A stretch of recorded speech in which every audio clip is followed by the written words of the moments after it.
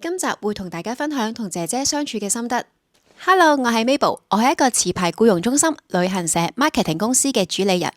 我發現呢好多嘅僱傭問題呢都係源於期望落差，所以呢我希望開一個 channel 呢，俾一啲正面同埋有用嘅資訊俾大家。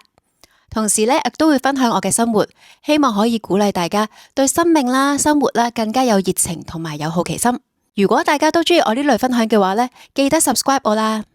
今集我會將我自己屋企請工人姐姐嘅經驗啦，同埋有陣時聽埋好多工人姐姐會同我講佢哋所遇到嘅問題，歸納出幾個方法可以令到僱傭關係更加融洽、更加順利。講翻我自己請工人姐姐啦，其實都係幾年前，因為我屋企嘅老人家即係我媽媽啦，佢有認知障礙，亦都即係腦退化、老人痴呆啊呢啲唔同嘅術語啦。咁當其時其實醫生都話佢係冇自理能力，即係唔可以獨留佢喺屋企，所以我哋必須要請一個工人姐姐咧，全天候咁樣去照顧佢。當其時咧，其實係好急啦，所以我好坦白講，我都係請咗一個斷藥嘅姐姐，即係我而家用緊嘅姐姐啦。咁佢嘅斷藥嘅原因係因為當其時佢嘅僱主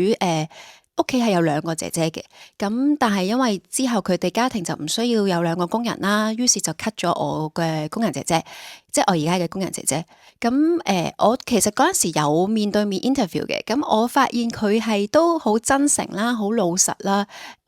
比較傻更更啦，即係佢唔係一啲好花巧啊，或者講到自己吹噓到自己好叻嗰啲姐姐，亦或者都唔係一啲嫌三嫌四啊，有好多要求嘅姐姐咯。咁同埋當其時，因為我真係好急，所以咧我就決定請咗佢啦。其實最初姐姐入屋嘅時候咧，我係好忙，因為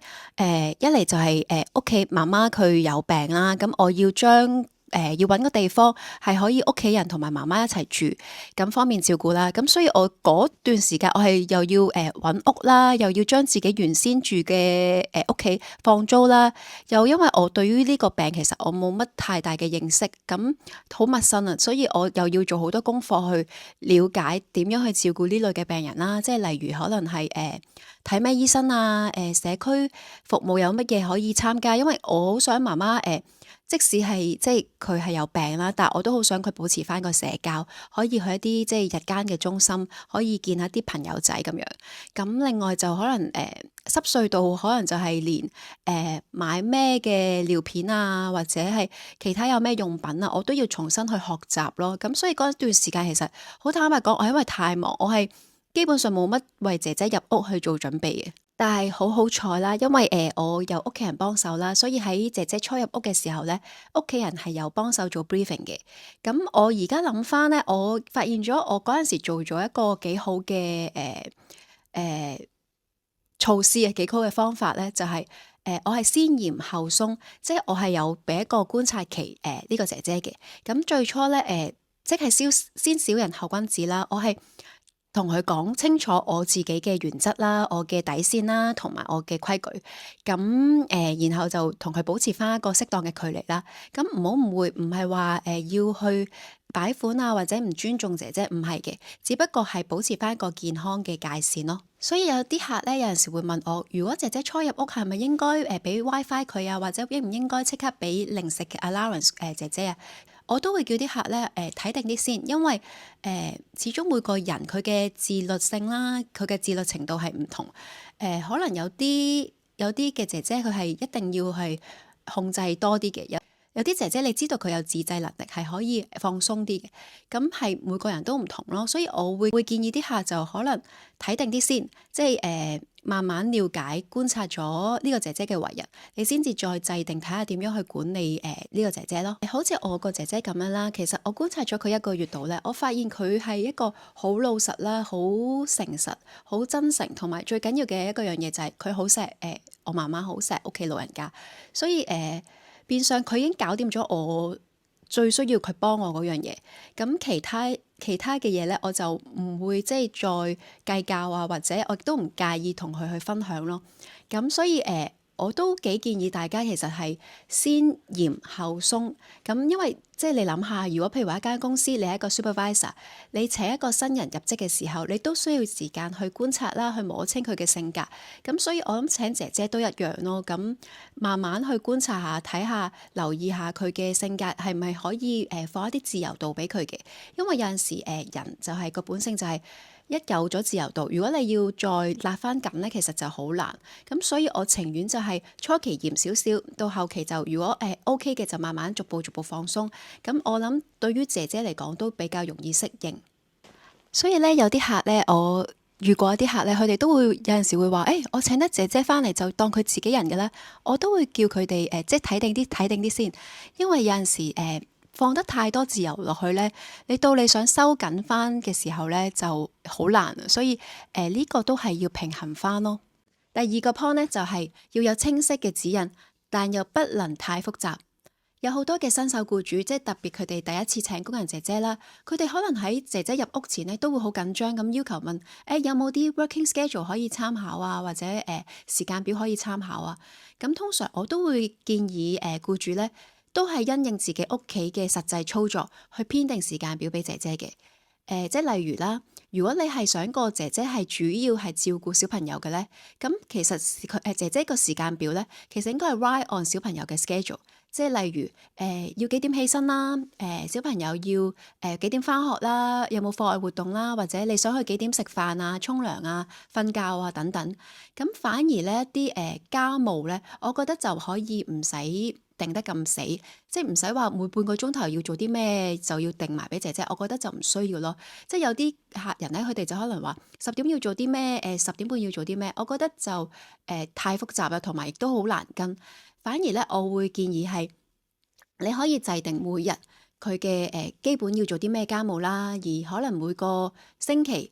就要做一次大嘅清潔啦。即係例如可能每日做一個基本嘅家務之餘，逢禮拜一咧就係要清潔雪櫃啦，禮拜二就係要清潔洗床單啦，類似咁樣。咁俾佢哋咧有個清晰嘅知道方向，我每日要做啲乜嘢，而亦都唔會太難去拿捏咯。因為始終姐姐嘅記憶啦，同埋接收能力咧都係有限嘅，佢哋係金魚記憶嘅。咁所以咧，你有陣時講得太複雜嘅繁複俾佢哋咧，其實佢哋係操控唔到，即係佢掌握唔到。咁就變相你越簡單越清晰咧，咁佢哋就容易去 handle 咯。我咧之前有個客人啦，佢反而就冇要求姐姐每日做啲乜嘢，佢係要求咧姐姐自己諗當日要做啲乜嘢，然後咧就寫喺個 logbook 度，再每日匯報俾僱主聽。但係實際嘅經驗話俾我聽咧，呢個對於好多姐姐嚟講咧，都係 handle 唔到，係好困難。即係佢哋可能會真係情願僱主話俾佢聽，你今日要做啲乜嘢 A B C D E。咁然後佢哋跟住去做好過咧，佢哋自己去自定佢哋每日嘅 schedule 咯。因為咧最後嘅結果可能就係僱主就會覺得點解淨係做到咁少嘢嘅？唔係我心水喎，不如捨難取易，就真係制定咗一個簡單嘅一個 schedule 俾姐姐，咁俾佢跟住做。第三個建議咧就係僱主要做好你嘅期望管理啦。你需要明白到咧，菲律賓啦、印尼姐姐啦，其實佢哋無論邊個地方都好啦，佢哋嘅生活方式啊、生活習慣啊，其實同香港真係好唔同。所以有陣時咧，好多呢個好常見，就係有啲僱主佢會好嬲咁樣話：我都唔明點解我講咗好多次有問題，話咗俾姐姐聽啊，但係佢都改唔到嘅咧。咁通常遇到呢啲情況咧，我哋都會再個別咁同姐姐去傾啦。咁好多時咧，姐姐嘅feedback 都會話：我真係唔覺得係問題，即係佢唔係態度唔好㗎喎，只不過佢真心覺得唔係一個有咩問題。咁可能真係一個文化或者生活習慣嘅差異，所以造成咗好多呢啲嘅大大小小嘅不滿啊、衝突咁樣咯。我明，即係僱主一定喺呢啲時候真係好嬲，因為你講極佢好似都聽唔明，或者係都改唔到，即係屢勸不改。咁我唔係話叫你哋逆來順受啦，你可以喺心平氣和啊，同埋你情緒穩定，喺適當嘅時候同姐姐去講佢哋嘅問題，希望去改善。但係我亦都希望大家真係為咗自己嘅健康着想，即係唔好次次都動真氣，因為如果每一次都嬲到動真氣呢，你嗰2年嘅僱傭期呢，其實做僱主真係會好痛苦、好無奈、好困擾。我都好明大家僱主嘅難處，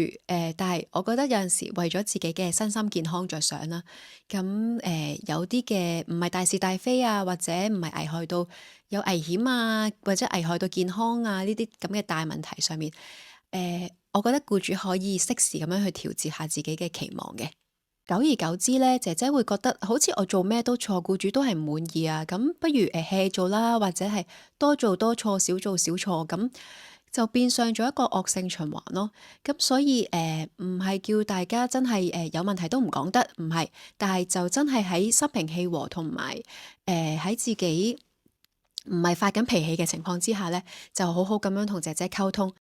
今次咧就同大家講咗啦，點樣同工人姐姐相處啦，特別係入屋初期啦。咁其實呢個 topic 啦，仲有好多嘢可以講。如果大家都有興趣一齊討論嘅咧，歡迎喺樓下留言區裏面留言，咁可以一齊傾下啦。如果大家都對呢個 channel 有興趣嘅話咧，希望大家可以 subscribe、like 同埋 share。下次再見，拜拜。